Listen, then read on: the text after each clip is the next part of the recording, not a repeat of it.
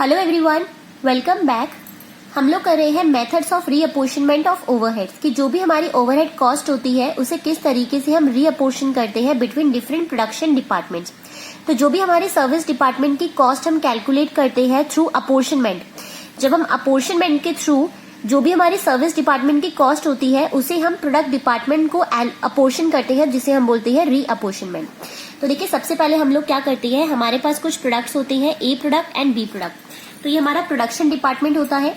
ये production department जो है, इनको सपोर्ट करने के लिए हमारे पास सर्विस डिपार्टमेंट होती है। तो मान लीजिए हमारे पास 3 सर्विस डिपार्टमेंट है, S1, S2 एंड S3। ये तीनों डिपार्टमेंट की जो कॉस्ट होती है, मान लीजिए हमें गिवन है रेंट, तो हमने जो पूरी बिल्डिंग का रेंट गिवन है हमें, वो हमने गिवन है कि 1 लाख रुपीज का हमें पूरी बिल्डिंग का रेंट है। अब इस 1 लाख रुपए के रेंट को हम लोग अपोर्शन करते हैं between A, B, service department 1, 2 and 3 के बीच में। तो जौन सा प्रोडक्ट या जौन सा डिपार्टमेंट जो है वो जितना एरिया ऑक्यूपाई करता है उसके अकॉर्डिंग हम 1 लाख रुपीज को अपोर्शन करते हैं बिटवीन डिफरेंट डिपार्टमेंट। तो इसको हम बोलते हैं अपोर्शनमेंट। इसको हम क्या बोलते हैं, अपोर्शन करना। अब जब हमने सारी कॉस्ट कैलकुलेट कर दी, सारी कॉस्ट को अपोर्शन कर लिया S1 के बीच में, S2 के बीच में, S3 के बीच में, तो हमें पता चलता है कि S1 की टोटल ओवरहेड कॉस्ट कितनी है, सिमिलरली S2 की टोटल ओवरहेड कॉस्ट कितनी है और S3 की टोटल ओवरहेड कॉस्ट कितनी है। जब हमने सबको अपोर्शन किया और हमारी टोटल कॉस्ट हमें पता चली कि S1 टोटल कॉस्ट जो है वो इतनी ले रहा है, S2 इतनी ले रहा है और S3 इतनी ले रहा है, तो ये जो कॉस्ट होती है हमें इनको रीअपोर्शन करता है बिटवीन प्रोडक्ट डिपार्टमेंट्स के बीच में। क्योंकि मार्केट में हम क्या सेल कर रहे हैं, मार्केट में तो हम ए और बी को सेल कर रहे हैं।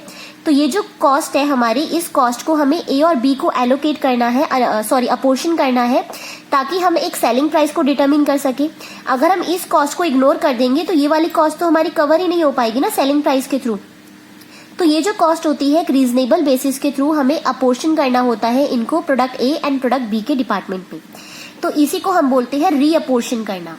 अब देखिए, जब हम रीअपोर्शन करते हैं तो हमारे पास 3 मेथड्स होते हैं, direct method, non reciprocal method जिसे हम स्टेप लेडर मेथड भी बोलते हैं या फिर स्टेप मेथड भी बोलते हैं, और थर्ड होता है reciprocal service method. Direct method में क्या होता है, डायरेक्ट मेथड में हमें क्या करना होता है कि हम एक पर्टिकुलर बेस लेते हैं, उसके अकॉर्डिंग हम उसको रीअपोर्शन करते हैं।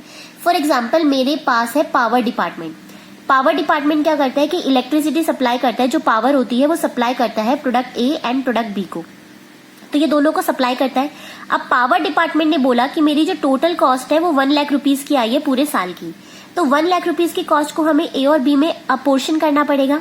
तो इसने क्या बोला कि मेरी जो हॉर्स पावर है वो है 500 हॉर्स पावर की मैं यूज करता हूँ, और इसने बोला मैं 100 हॉर्स पावर यूज करता हूँ। तो हमारे लिए रीजनेबल बेसिस क्या हो गया, हॉर्स पावर हो गया।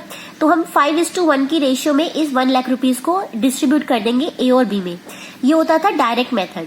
सिमिलरली, अगर हमें कैंटीन के एक्सपेंस पता है, कैंटीन वाला आया, उसने बोला भाई मेरे पूरे साल का 2 लाख रुपए का बिल है, 2 लाख रुपीज का मेरा खर्चा हुआ है। अब कैंटीन का लिए जो हमारा बेस हो सकता है वो क्या हो सकता है, नंबर ऑफ एम्प्लॉइज। ए के पास जितने लोग होंगे उतना खर्चा ए का होगा, बी के पास जितने लोग होंगे वहां पे जाके कैंटीन में उतने लोग खाएंगे।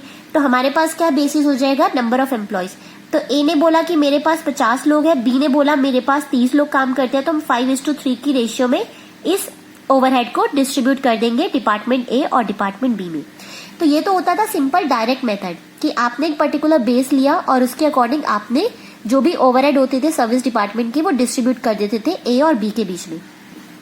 इसके बाद हमने बात की थी रेसिप्रोकल सर्विस मेथड की। इस मेथड के अंदर क्या होता था कि हमारे पास जो सर्विस डिपार्टमेंट होते थे S1, S2 एंड S3, ये एक दूसरे को सर्विस देते थे। मान लीजिए कि ये है रिपेयर वाला डिपार्टमेंट है, ये हमारा कैंटीन का डिपार्टमेंट है और ये हमारा पावर का डिपार्टमेंट है। तो पावर क्या करता है, कैंटीन को भी पावर सप्लाई करता है और रिपेयर वाले को भी पावर सप्लाई करता था। सिमिलरली, कैंटीन क्या करता है, रिपेयर वाले एम्प्लॉयज को भी खाना प्रोवाइड करता है और पावर वाले एम्प्लॉयज को भी खाना प्रोवाइड करता है। सिमिलरली, जो रिपेयर होता है वो कैंटीन की अगर कोई मशीन खराब हो जाए तो उसको भी सर्विस प्रोवाइड करता है, साथ ही साथ अगर पावर वाले डिपार्टमेंट में कोई मशीन खराब हो जाए तो उसको भी रिपेयर करता है। यानी कि ये तीनों डिपार्टमेंट जो है सर्विस डिपार्टमेंट, ये तीनों सर्विस डिपार्टमेंट एक दूसरे को सर्विस प्रोवाइड करते हैं, तो इसे हम बोलते हैं इंटर डिपार्टमेंट सर्विस। तो आपस में क्या कर रहे हैं, रेसिप्रोकल सर्विस प्रोवाइड कर रहे हैं। तो मुझे सर्विस दे, मैं तुझे सर्विस दूंगा, ये भी इसको सर्विस दे रहा है और इससे सर्विस ले रहा है, ये भी इसको सर्विस दे रहा है और इससे सर्विस ले रहा है। तो इसीलिए इसको बोला जाता है रेसिप्रोकल सर्विस मेथड कि तुम मुझे सर्विस दे रहे हो और बदले में मैं तुम्हें सर्विस दे रहा हूँ। तो रेसिप्रोकल सर्विस मेथड के 3 मेथड है जो मैं ऑलरेडी आपके साथ डिस्कस कर चुकी हूँ लास्ट वीडियोस में। Simultaneous equation method, then repeated distribution method, और लास्ट में था हमारे पास ट्रायल एंड एरर मेथड। तो तीनों मेथड में इसके साथ जो है इसके मैं आपके साथ डिस्कस कर चुकी हूँ। आज हम करेंगे लास्ट मेथड जो है नॉन रेसिप्रोकल मेथड, या फिर स्टेप लेडर या फिर स्टेप मेथड बोलते हैं। तो क्वेश्चन में कुछ भी लिखा आ सकता है और हमें लिखना कौन सा करना है, नॉन रेसिप्रोकल मेथड। अब देखिए नॉन रेसिप्रोकल में क्या होता है, मान लीजिए हमारे पास 3 डिपार्टमेंट है, S1, S2 एंड S3 हमारे सर्विस डिपार्टमेंट है। S1 क्या करता है कि अपनी सर्विस S2 को देता है और S3 को देता है। S2 अपनी सर्विस सिर्फ S3 को देता है, यानी कि ये सर्विस दे रहे हैं लेकिन बदले में सर्विस ले नहीं रहे। तो ये अपनी सर्विस S2 को दे रहा है लेकिन S2 से ले नहीं रहा। ये अपनी सर्विस S3 को दे रहा है लेकिन S3 से ले नहीं रहा।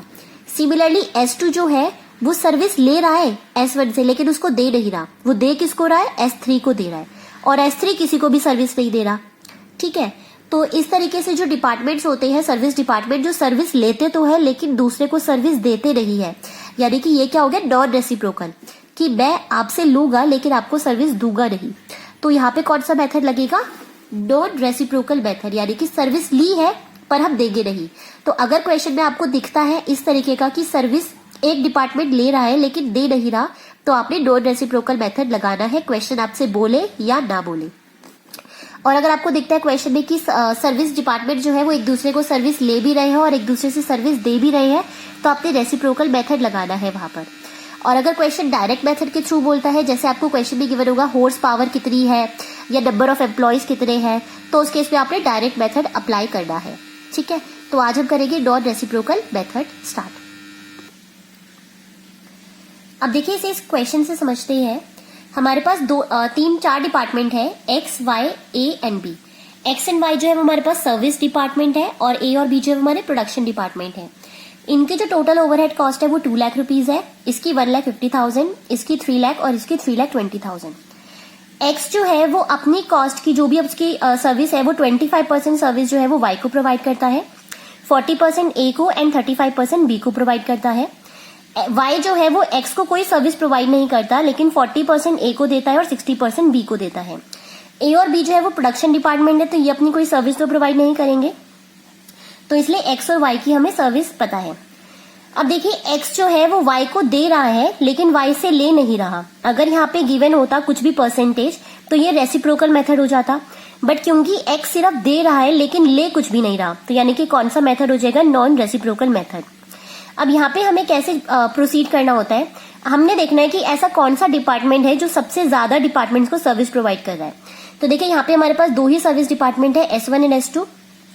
ये कितने डिपार्टमेंट को सर्विस प्रोवाइड कर रहा है, 1, 2 एंड 3। तो ये 3 डिपार्टमेंट्स को अपनी सर्विस प्रोवाइड कर रहा है। वहीं अगर मैं Y की बात करूं तो Y सिर्फ 2 ही डिपार्टमेंट को सर्विस प्रोवाइड कर रहा है, 1 एंड 2। तो ये 2 डिपार्टमेंट को सर्विस प्रोवाइड कर रहा है। तो हमें ऐसे डिपार्टमेंट से स्टार्ट करना है जो सबसे ज्यादा सर्विस प्रोवाइड कर रहा है दूसरे डिपार्टमेंट को। तो X जो है वो 3 डिपार्टमेंट को सर्विस प्रोवाइड कर रहा है, तो इसलिए हम X डिपार्टमेंट्स की कॉस्ट से स्टार्ट करेंगे एलोकेट करना। तो देखिए मैंने यहाँ पे स्टेटमेंट बना लिया है, समरी ऑफ ओवरहेड डिस्ट्रीब्यूशन, किस तरीके से हम डिस्ट्रीब्यूट करेंगे, particulars department X, Y, A and B। तो सबसे पहले जो हमें कॉस्ट गिवन है क्वेश्चन में मैं वो लिख लेती हूँ। X की कॉस्ट उसने बोली 2 लाख रुपीज, Y की बोली 1,50,000 रुपीज, A की बोली 3 लाख रुपीज और B की बोली है 3,20,000 रुपीज। इनकी कॉस्ट हमें गिवन है। अब हम क्या करेंगे, अपोर्शन करेंगे, apportionment of cost of X department to other departments in ratio.